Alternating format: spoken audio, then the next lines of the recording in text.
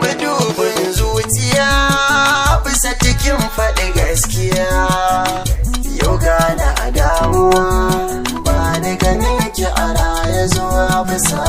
Madubin zuciya bisa cikin faɗi gaskiya, yau gane a damuwa ba ni ganin ki a raye zuwa bisa.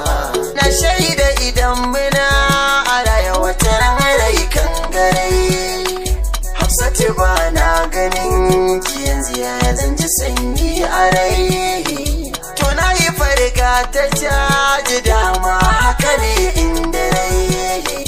Hafsat na damuwa ga so ya shiga zuciya zauna.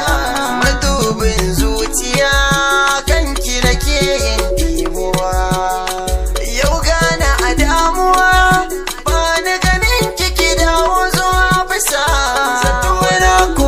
Shitin da bai zama to hakuri ba, sona mu bar gaggawa a cikin ta ban gano riba ba. Sona abin da ya dame da kusa ce ba zan boye ba. Sona dan taimini kawana ta gaskiya ba zan ki faɗi ba. Sona na san na kware ki a bisa daure kar ki guje ni. Sona yabo da kulawa kin bani baki san sabani. Sona amma na butulce wasan ki zan so ki yafe ni.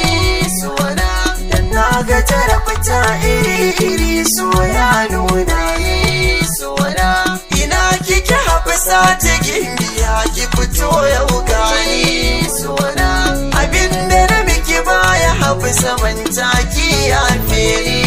Sona gane kore na watan da kauna ta yi min rauni. Sona na san na saba wa Hafsa yau na kwana tunani.